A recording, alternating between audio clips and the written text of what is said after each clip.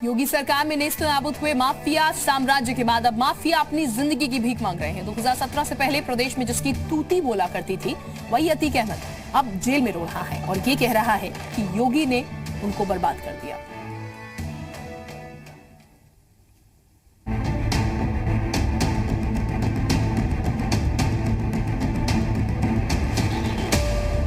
क्यों फूट फूट कर रोया माफिया अतीक? आज सबको मालूम है, अगर माफिया के ऊपर बुलडोजर चल रहा है तो माफिया के शरणदाताओं के ऊपर भी जरूर चलेगा।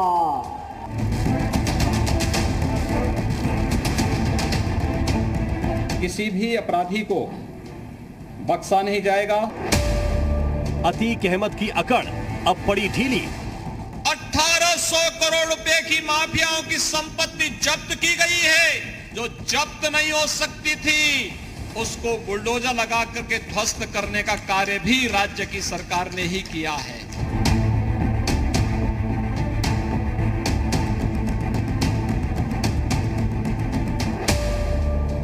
गैंगस्टर अतीक पर भारी योगी का बुलडोजर। दंगा मुक्त प्रदेश, अपराध मुक्त प्रदेश की गिनती के रूप में उत्तर प्रदेश सामने आ गया है, देश के सामने आ गया है।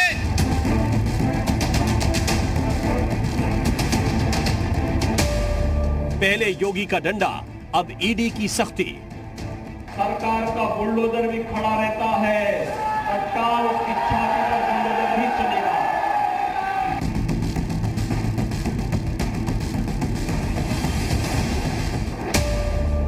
माफिया राज खत्म, जेल में रो रहा अतीक।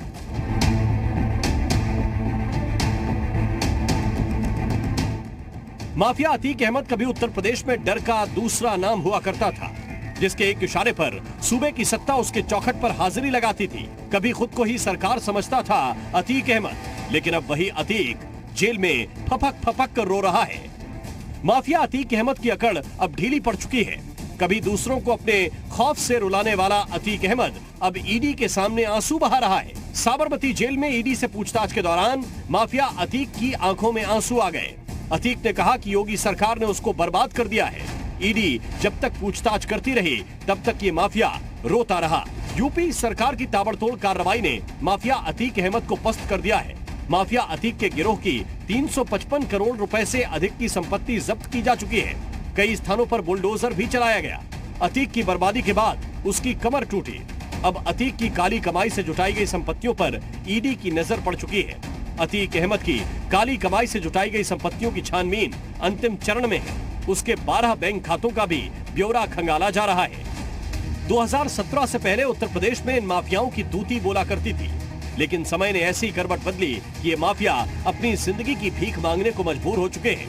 2017 में सरकार क्या बदली, खुद को शेर कहने वाली ये माफिया चूहों की तरह खुद को बचाने के लिए बिल में घुस गए। लेकिन योगी सरकार ने माफियाओं को उनके बिलों से निकालकर सलाखों के पीछे भेजा। योगी सरकार ने न सिर्फ जेल भेजा बल्कि माफियाओं के साम्राज्य को तहस नहस कर दिया। हर माफिया के पापों का हिसाब हो रहा है। अपराध से की गई हजारों करोड़ की कमाई पर योगी सरकार का या तो बुलडोजर चल रहा है या फिर संपत्ति जब्त हो रही है। यूपी की योगी सरकार ने गैंगस्टर एक्ट के तहत अतीक अहमद की करीब 355 करोड़ की संपत्ति पहले ही जब्त कर ली है। योगी सरकार में अतीक के दफ्तर ही नहीं बल्कि बिना नक्शा पास कराए बनाए गए घर भी ढहा दिए गए। ब्यूरो रिपोर्ट, जी मीडिया। अब आपको बताते हैं योगी राज में माफियाओं पर कैसे नकेल कसी गई, माफियाओं पर योगी सरकार का डंडा कैसे चला। राज्य में 25 माफियाओं की पहचान की गई। माफियाओं की 1848 करोड़ की संपत्तियां जब्त हुई। गैंगस्टर अधिनियम के तहत 13,000 मामले दर्ज हुए। 43,294 आरोपियों को गिरफ्तार किया गया। 630 लोगों पर रासुका के तहत कार्रवाई की गई। अकेले मुख्तार गैंग के 244 लोगों पर कार्रवाई हुई।